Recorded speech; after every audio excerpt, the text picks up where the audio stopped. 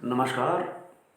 खींचो न कमान को ओ न तलवार निकालो, जब तोप मुकाबिल हो तो अखबार निकालो। जब तोप मुकाबिल हो तो अखबार निकालो। अखबार का ये महत्व है। यहाँ आप देख रहे हैं विभिन्न प्रकार के देश प्रदेश के में छपने वाले दैनिक समाचार पत्र। इसे हिंदी में समाचार पत्र कहते हैं, तो अंग्रेजी में न्यूज़ कहा जाता है। न्यूज़ में 4 वर्ण हैं। इनका अर्थ निकलता है दिशाओं के आधार पर, ईस्ट वेस्ट नॉर्थ साउथ, यानी सब दिशाओं में जो कुछ घटित होता है वह सब कुछ आपके समाचार पत्र में आ जाता है। देश दुनिया से लेकर के आपके मोहल्ले तक, चारों दिशाओं में जो कुछ ऐसी घटना घटती है जो आपके लिए जानना बेहद जरूरी है। इस अर्थ में यूँ कह सकते हैं कि अगर आप साक्षर हैं, और साक्षर होने का मतलब बहुत बड़ी डिग्रियां आपके पास होना आवश्यक नहीं है। आप महज अक्षर को पढ़ सकते हैं तो भी आप देश दुनिया की खबर रख सकते हैं, और ये तभी संभव है जब आप प्रतिदिन नियमित अखबार पढ़ते हैं। अखबार को इसलिए महत्वपूर्ण कहा जा सकता है कि ये आपको एक आदत नागरिक बनाता है, आपको मुकम्मल मनुष्य बनाता है, आपको विचार संपन्न बनाता है। ये दूसरी बात है कि मीडिया अगर पीत पत्रकारिता करने लगे, पत्रकार अगर पीत पत्रकारिता करने लगे, तब वो अखबार पत्रकारिता के नियमों को फॉलो कर रहा है, न वो पत्रकार। जिसे आज गोदी मीडिया कहा जा रहा है, यानी बड़े बड़े टीवी चैनल पर आने वाले समाचार सत्ता से सवाल करने के बजाय ठकुर सुहाती करते हैं, और ठकुर सुहाती करने वाला कभी भी रास कवि भले ही हो सकता है, लेकिन जन कवि नहीं कहलाता। जन कवि वही होगा जो जनता की आवाज़ उठाएगा, और जननेता वही होगा जो जनता की आवाज़ उठाएगा। और पत्रकार या पत्रकारिता भी वही कहलाएगी जो जनता की आवाज़ उठाती हो, जनता की आवाज़ बनती हो। इस अर्थ में अगर हम तथ्यात्मक दृष्टि से देखें तो पत्रकार का और पत्रकारिता का महत्व लोकतंत्र में इतना बड़ा बताया है कि हम इसे लोकतंत्र का चौथा स्तंभ कहते हैं। और जब चौथा स्तंभ कहते हैं तब पत्रकार की कुछ खास विशेषताएं होती है। पत्रकार का एक निश्चित कर्तव्य होता है जिसके तहत वो अपना काम करता है। पत्रकारिता जनमत बनाती है, यानी जनता का मत क्या है ये बताती है। अखबार का या पत्रकार का या पत्रकारिता का एक धर्म होता है, कर्तव्य होता है। वो जान हथेली पर लेकर के चलता है। किसके लिए? लोकतंत्र को ताकत देने के लिए, जनता को सही बात बताने के लिए, और जनता की वो बात, जनता की वो मांग जो सरकार तक पहुंचे। इस तरह से यूँ कह सकते हैं कि आप अगर राजनीति शास्त्र के विशेषज्ञ हैं, अगर आप अखबार नियमित पढ़ते हैं, और आप अगर गांव की, मोहल्ले की या देश प्रदेश की राजनीति भी करते हैं, तो बखूबी जानते हैं कि अखबार वो ताकत है जो जनता को जागरूक बनाती है, और इतना जागरूक बनाती है कि वो चाहे सही बात, जनमत हवा बदल देती है। अगर सरकार सही चल रही है तो भी सवाल उठाती है, और सरकार अगर रास्ते से भटक जाती है, इसको यूं समझ सकते हैं कि राजनीतिक शब्दावली में कि लोकतंत्र के 3 स्तंभ कहलाते हैं: विधायिका, कार्यपालिका और न्यायपालिका। विधायक या सांसदों को जनता चुनती है, और वो विधायक सांसद कैबिनेट यानी कार्यपालिका जो कार्य करती है, सीएम या पीएम बनाती है, उनका मंत्रिमंडल होता है जो सरकार चलाते हैं। बाई द वे सरकार किन्हीं कारणों से, निहित स्वार्थों के चलते या अपनी पार्टी स्तर पर अपनी पार्टी को ही मजबूत करती हो, सरकार या देश को नहीं, तो विधायिका कार्यपालिका से सवाल कर सकती है। लोकतंत्र की मजबूती सवाल करने में है। कार्यपालिका से सवाल विधायिका, सांसद और विधायक करेंगे। और बाय द वे कभी विधायक और सांसद कार्यपालिका से सवाल नहीं कर पाते, तब कार्यपालिका और विधायिका दोनों को नियंत्रित करने का काम न्यायपालिका करती है। जैसा कि आप प्रदेशों में उच्च न्यायालय और देश में उच्चतम न्यायालय, सर्वोच्च न्यायालय होता है, सीजेआई चंद्रचूड़ का नाम आप अखबारों में, मीडिया में अक्सर सुनते रहते हैं। उनके फैसले आते हैं, और कभी कभार ये भी सुनने को मिलता है कि न्यायपालिका भी कार्यपालिका और विधायिका को नियंत्रित करने के बजाय उनके अनुकूल फैसले दे रही है। तब ये तीनों स्तंभ किन्हीं कारणों से अपना काम बखूबी नहीं कर पाते, तब सरकार से बाहर एक मीडिया होता है, स्वतंत्र मीडिया है। इसलिए मीडिया का स्वतंत्र होना लाजमी है। पत्रकार को शपथ दिलाई जाती है ठीक उसी तरह से जैसे विधायिका और सांसद को दिलाई जाती है, कार्यपालिका को दिलाई जाती है, न्यायपालिका में बैठने वाले को दिलाई जाती है। ठीक इसी तरह से पत्रकार को भी बतलाया जाता है कि उसके कर्तव्य क्या है। जनहित,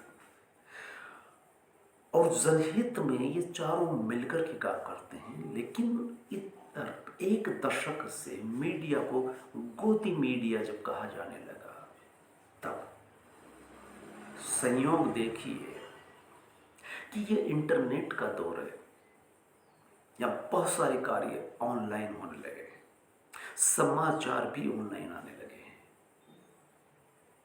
लेकिन समाचार पत्र, इलेक्ट्रॉनिक या प्रिंट मीडिया भी अगर गोदी मीडिया कहलाने लगता है या सत्ता के पायथाने बैठ जाता है, तब एक चीज बचती है जिसे उससे भी पत्रकारिता कहेंगे। यूट्यूब पर चैनल चलते हैं और उस पर कोई 10, 20, 50 यूट्यूब चैनलों पर पत्रकार जनता को फिर ये सवाल जो कार्यपालिका, न्यायपालिका, विधायिका से किए जा रहे हैं, सरकार से किए जा रहे हैं, तो इस तरह से कह सकते हैं कि पत्रकारिता का एक धर्म और कर्तव्य जो होता है, उसकी बात हम तथ्यात्मक रूप से ये जान लें कि पत्रकारिता जनमत बनाती है। इस पर हम थोड़ा बाद में आते हैं। पहले कुछ पॉइंट जिससे ये साबित हो सके कि एकेडमिक रूप से पत्रकारिता की जो अवधारणा है, पत्रकार का एक कर्तव्य है, पत्रकार का एक दायित्व होता है। तो पत्रकारिता की विशिष्टता जो होती है वो इसमें होती है कि वो कुछ निम्न काम करता है। पत्रकारिता का वैशिष्ट्य में निम्न काम जुड़े होते हैं। सूक्ष्म शक्ति उसमें निहित होनी चाहिए, निरक्षीर विवेक करने वाला होना चाहिए, सामाजिक मूल्य नियामिका उसमें होती है, परिवेश का साक्षात्कार कराता है, वैविध्यपूर्ण एवं व्यापक क्षेत्र होता है पत्रकारिता का, वो केवल एक क्षेत्र तक सीमित नहीं रहता, कुशल चिकित्सक की तरह काम करता है, प्रेरणादायक एवं जागरूक, प्रेरणा भी देता है और जो इसे पढ़ता है सुनता है उसे जागरूक भी बनाता है। यहां तक कि मानवीय गुणों का विस्तार करता है। अंततः नवा बिंदु आता है कि संप्रेषण का बहुत बड़ा माध्यम है लोकतंत्र में। इस तरह से पत्रकारिता की ये 9 विशिष्टताएं आप देख सकते हैं। जब तटस्थ और स्वतंत्र होकर के पत्रकार अपना दायित्व निभाता है तब जनता जागरूक रहती है, लोकतंत्र मजबूत रहता है, सरकार जनता के प्रति उत्तरदायी होती है। व्यवहार में पॉलिटिकल साइंस, राजनीति शास्त्र में एक सिद्धांत आता है कि 49 बुद्धिजीवियों पर 51 मूर्खों का शासन हो सकता है। और ये बहस का विषय रहा है कि जब राजतंत्र था तो राजतंत्र दरअसल उत्तरदायी नहीं था किसी के भी प्रति। राजा का बेटा राजा बनेगा, वो राजकुमार कहलाएगा, और वो अगर नीति और नैतिकता, मानवीय मूल्य उसके अंदर है तो बेहतर राजा हो सकता है। The Ashok great, Akbar the great, Raja Harishchandra, Raja Dasharath, ऐसे बहुत से राजा हुए जिन्होंने मिसाल कायम की, लेकिन ये गिने चुने राजा है। इसलिए राजा का उत्तरदायी होना उसके उच्च मूल्यों पर निर्भर करता है। उसे कोई बाहरी नियंत्रण वाली संस्था नहीं होती जैसे लोकतंत्र में होती है। 3 स्तंभ होते हैं जैसा कि बताया, विधायिका, कार्यपालिका और न्यायपालिका, लेकिन एक चौथा स्तंभ और होता है। तो चारों स्तंभ मिल करके लोकतंत्र को मजबूत बनाते हैं, और यही बताने का अब मेरा मकसद रहा है। इधर शायद इसीलिए देश के विश्वविद्यालयों में जो पाठ्यक्रम लागू किया गया है, बीए, एमए करने वाले छात्र केवल पत्रकारिता करने वाले विद्यार्थी ही पत्रकारिता नहीं पढ़ते, बल्कि हिंदी साहित्य भी अगर वो पढ़ेंगे तो उनको अखबार के बारे में, पत्रकारिता के बारे में एक पेपर पास करना होता है। और हम बराबर विद्यार्थियों को ताकीद करते हैं कि वो अखबार पढ़ें। समाचार कैसे लिखे जाते हैं, समाचार कौन लिखता है, और संपादकीय जिसे संपादक लिखता है वो क्यों पढ़ना चाहिए।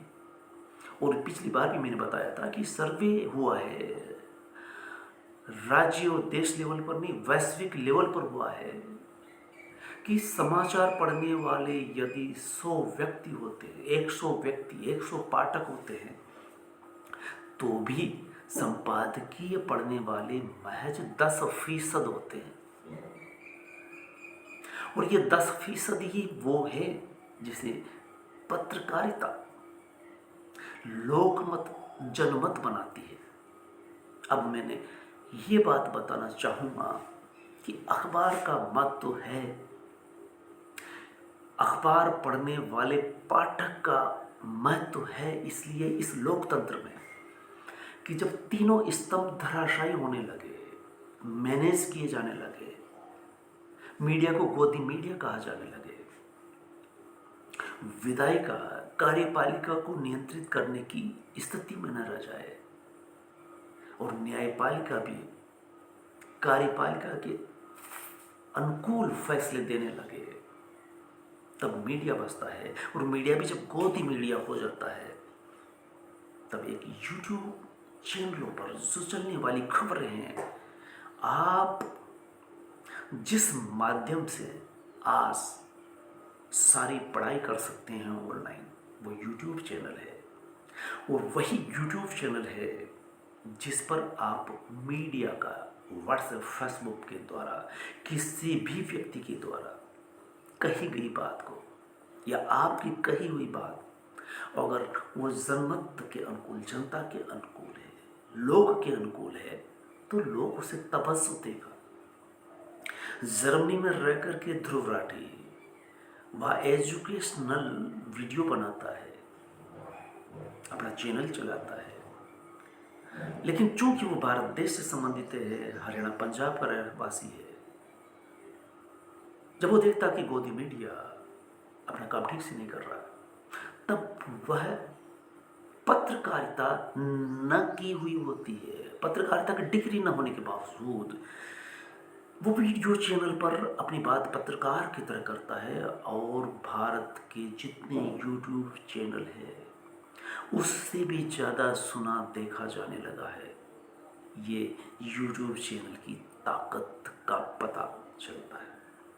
तो इससे ये मतलब निकल के आता है कि आधुनिक दौर में, अधुनातन दौर में इस लोकतंत्र को मजबूत करने के लिए, जिसे हम चौथा स्तंभ कहते हैं, उस चौथे स्तंभ में ऑनलाइन मीडिया, यूट्यूब चैनल मुख्य मीडिया से ज़्यादा आज़ाद है।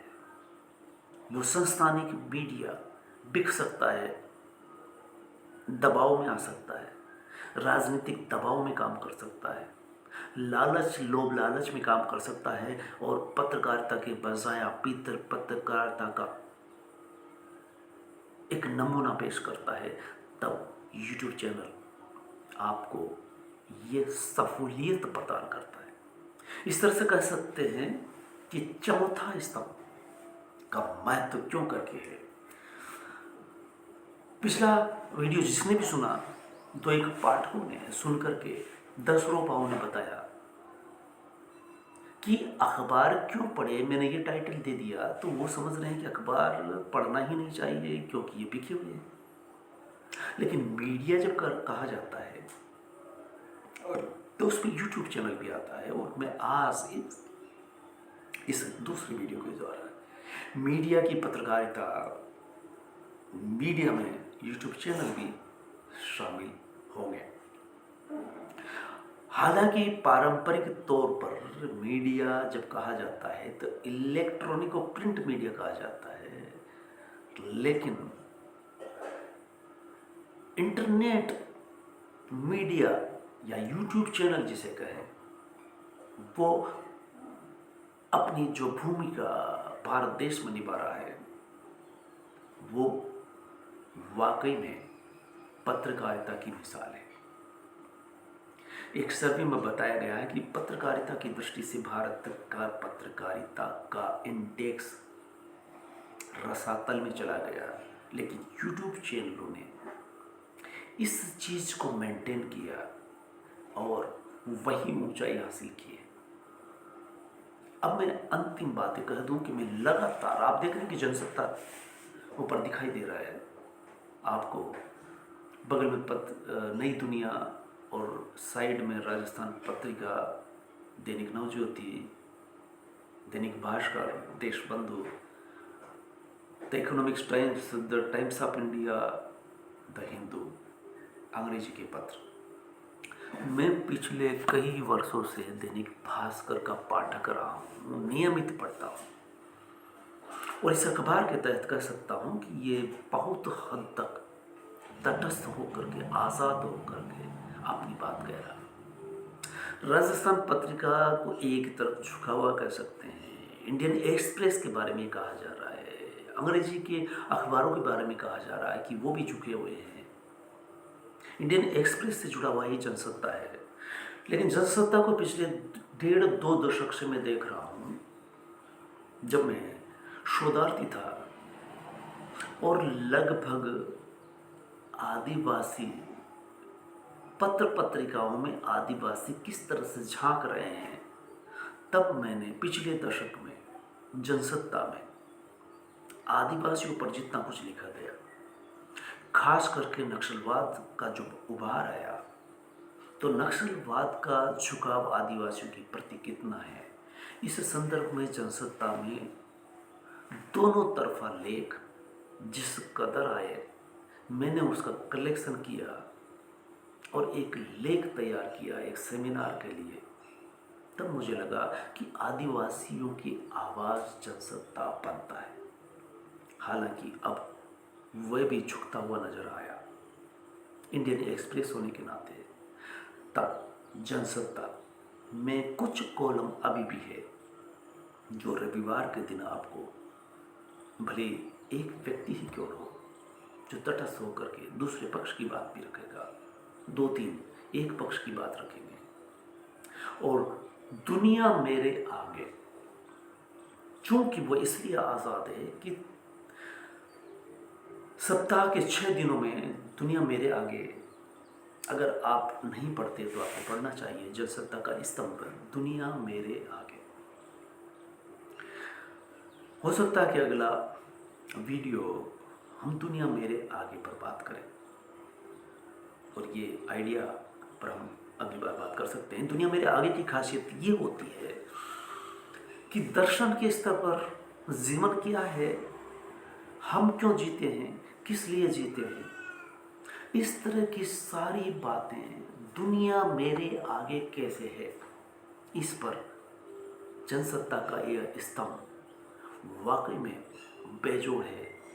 और इस स्तंभ तक वही पाठक पहुंच पाएगा जो संपादकीय पढ़ेगा। और जो कि मैंने पिछली बार भी कहा था, यूट्यूब चैनल बेशक तटस्थ है, प्रिंट मीडिया झुकता झुकता गोदी मीडिया हो चुका है। ऐसे में फिर भी आपको 3 अखबार कम से कम पढ़ने ही चाहिए। मेरी निगाह में नई दुनिया मैंने कभी कभार देखा, चूँकि राजस्थान से नहीं है, मध्य प्रदेश से है।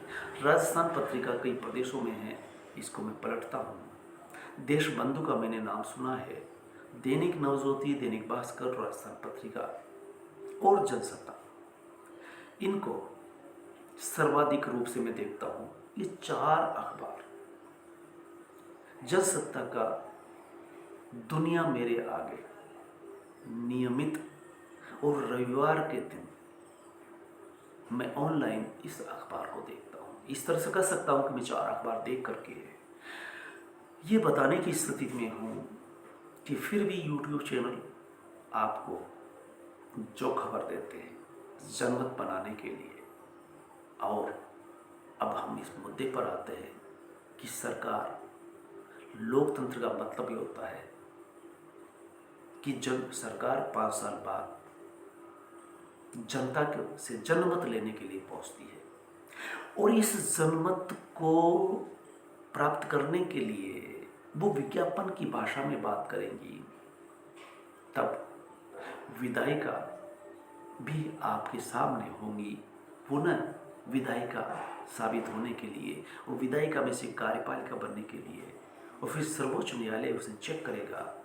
लेकिन जब कार्यपालिका जनमत के लिए जनता के बीच में पहुंचती है, तब चौथा स्तंभ ही वो भूमिका निभाता है जो साल भर सरकार ने जो कुछ किया, जो कुछ नहीं किया, उस पर लगातार सवाल करता है। यूट्यूब चैनल लगातार कर रहे हैं, आप वहाँ पढ़ करके, सुन करके, देख करके अपने विचार बना सकते हैं और सरकार से सरकार बनाने में आप अपना हस्तक्षेप कर सकते हैं, उसे जारी रख सकते हैं या पलट सकते हैं।